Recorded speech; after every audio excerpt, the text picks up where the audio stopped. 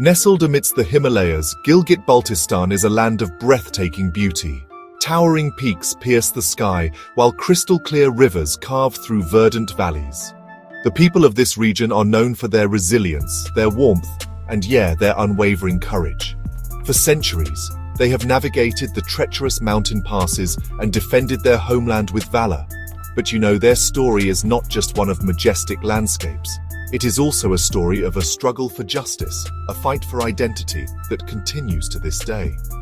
The strategic importance of Gilgit Baltistan has made it a focal point of regional power dynamics. Positioned at the crossroads of ancient trade routes, it borders India, Pakistan, China, and Afghanistan. This unique location has shaped its history, but it has also made it vulnerable to external pressures and interventions. Despite the challenges, the spirit of the people remains unbroken. Their determination to secure their rights and determine their own destiny burns brightly. The year 1947 marked a pivotal moment in the history of the Indian subcontinent. As British rule came to an end, the question of Gilgit Baltistan's future hung in the balance. The people of the region, yearning for self-determination, took their fate into their own hands. They rose up against the oppressive rule of the Maharaja of Jammu and Kashmir. Their struggle culminated in a hard-won victory. On November 1, 1948, Gilgit Baltistan declared its independence. It was a moment of immense pride and hope. The people had tasted freedom, and they were determined to safeguard it. But their moment of triumph was to be short-lived. Forces from Pakistan soon moved into the region, and Gilgit Baltistan was thrust into a state of political uncertainty. In 1949, an agreement was reached in Karachi that would have profound and lasting consequences for Gilgit Baltistan. This agreement, signed between Pakistan and the then government of Azad Kashmir, effectively placed Gilgit Baltistan under Pakistani administration. Crucially and tragically, the voices of the people of Gilgit Baltistan were absent from this pivotal decision. The Karachi Agreement did not grant Gilgit Baltistan provincial status within Pakistan. It did not provide a roadmap for self-determination. Instead, it left the region in a state of legal limbo, a limbo that honestly persists to this day. This lack of clarity and recognition has had far-reaching implications for the people of Gilgit Baltistan, impacting every aspect of their lives. The decades since the Karachi Agreement have been marked by the systematic marginalization of Gilgit Baltistan.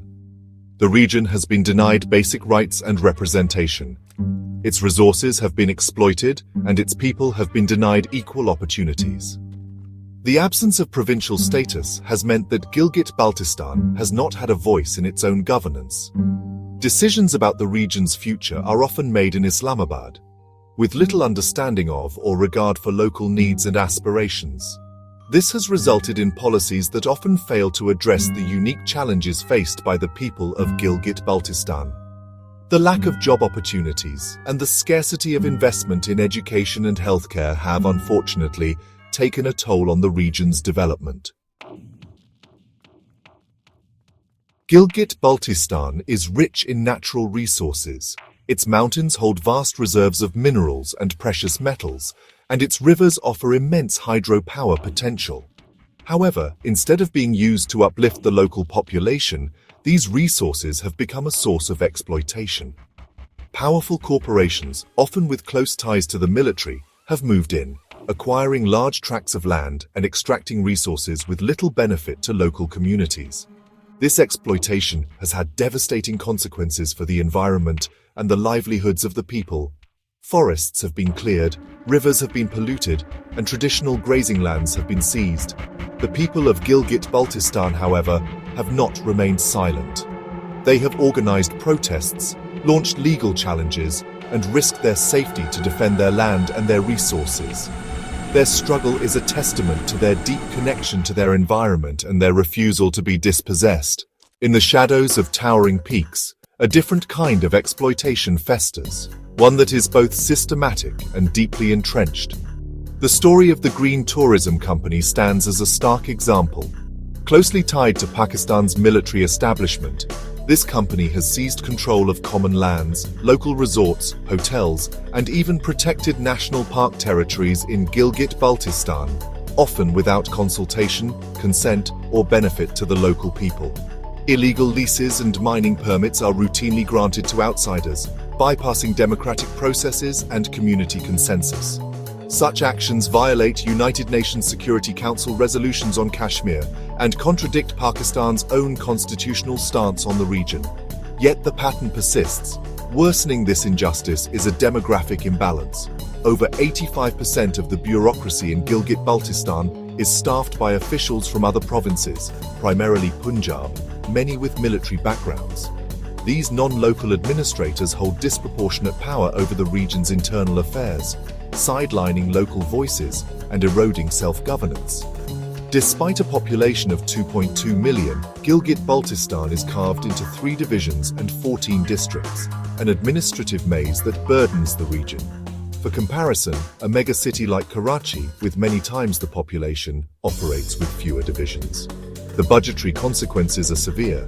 More than 65% of Gilgit Baltistan's annual budget is consumed by the salaries, perks, and benefits of these non-local officials, judges, and administrators. This leaves precious little for schools, hospitals, roads, or essential services. This systemic injustice has pushed Gilgit Baltistan to the brink, a governance and resource crisis fueling anger, frustration, and a growing demand for change. The people of Gilgit Baltistan are calling for a fair and democratic system, one that protects their lands, respects their autonomy, and ensures that their voices are finally heard, not silenced. In recent years, there has been a concerning rise in sectarian tensions in Gilgit Baltistan. This division along religious lines is not organic to the region. Instead, it has been deliberately fostered and exploited by those who seek to maintain control. By sowing discord among the people, those in power aim to weaken the movement for unity and self-determination. This cynical strategy has had a corrosive effect on the social fabric of Gilgit Baltistan.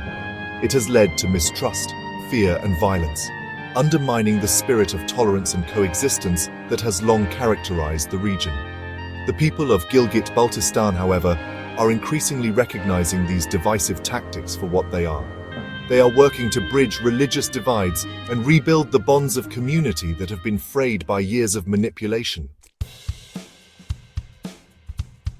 Despite the many challenges they face, the people of Gilgit Baltistan have never given up hope. Their struggle for justice and identity continues, fueled by the courage of youth and the unwavering determination of local communities. Across the region, young people are at the forefront of the movement for change. They are organizing rallies, using social media to amplify their voices, and demanding accountability from those in power. Their energy and activism are a source of inspiration, not just for Gilgit Baltistan, but for all those who believe in a more just and equitable world. The international community must stand with the people of Gilgit Baltistan in their quest for justice. The struggle of the people of Gilgit Baltistan is not just a regional issue, it is a global issue. It is a struggle for the fundamental rights of self-determination, dignity, and justice.